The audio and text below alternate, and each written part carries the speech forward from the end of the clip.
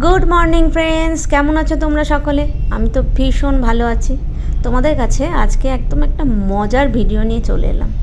আজকে তোমাদেরকে ভিডিওতে দেখাবো একটা যাত্রাপথ।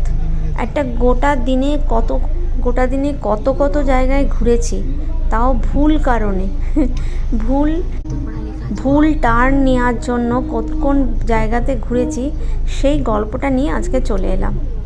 গত সানডেতে আমরা ব্যারাকপুর যাব বলে বাড়ি থেকে বেরিয়ে বাগুইহাটি থেকে গুগলে দিলাম, তো ওরা আমাদেরকে দেখাচ্ছে যে দক্ষিণেশ্বর হয়ে তারপরে একটা টার্ন। তো আমরা এত কনফিডেন্টলি, আমরা নয়, আমি হচ্ছি মেন কালপ্রিট সেদিনের গণ্ডগোলের। আমার হাতেই ফোন ছিল, গুগলের দক্ষিণেশ্বর অবধি চলে গেছি। আর তারপর দক্ষিণেশ্বর ক্রস করার পরেই যে টার্নটা দেখিয়েছে সেটা ভুল টার্ন নিয়েছি। আমাদেরকে ডানলপের দিকে ঘোরাচ্ছিল। আমি কনফিডেন্টলি ডানলপের দিকে না ঘুরে দক্ষিণেশ্বর থেকে বেলুড়ের দিকে চলে গেছি। কারণ কি, এত বছর কলকাতা থেকে কোনো দিন ব্যারাকপুর যাইনি, কোনো আইডিয়াই নেই যে ব্যারাকপুর কোন দিকে। মানে কমন সেন্সটাও সম্পূর্ণভাবে বিলুপ্ত হয়ে গিয়েছিল। মানে সোদপুর, ব্যারাকপুর নামগুলো এতবার শুনেছি, তারপরেও কি করে আমরা ওই ভুলটা করলাম জানি না। যাই হোক, সেদিন বুঝলাম যে একটা ভুল টার্ন লাইফে কি প্রবলেম আনতে পারে। ওই ভুল টার্ন নিয়ে আমরা দক্ষিণেশ্বরে ক্রস করে বেলুড়ের দিকে গেলাম। বেলুড়ের ওখানেও আমাদেরকে ওরা আবার ঠিক পথে আনার জন্য আবার ইউটার্ন নিয়ে আবার হাই রোডে তুলছিল।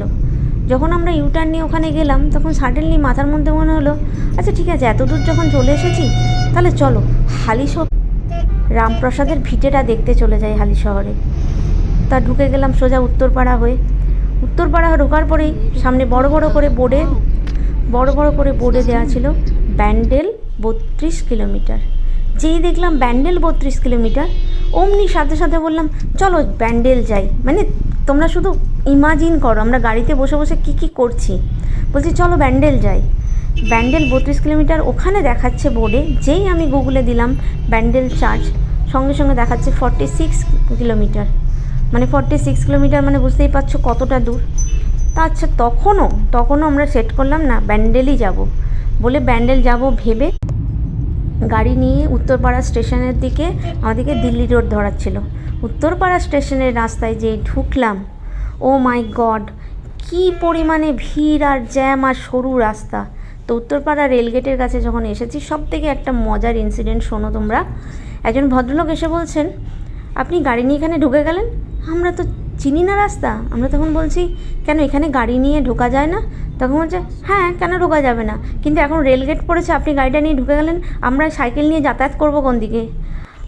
মানে জাস্ট ভাবো এটা, যে রেলগেটের সামনে গাড়ি নিয়ে আমরা যে গেছি, রেলগেট পড়েছে তাই আমরা দাঁড়িয়ে আছি, তাই জন্য বক্তব্য তাদের যে তারা কি করে যাতায়াত করবে, তাই জন্য কেন গাড়ি নিয়ে ঢুকেছি, এটা ওনার দাবি।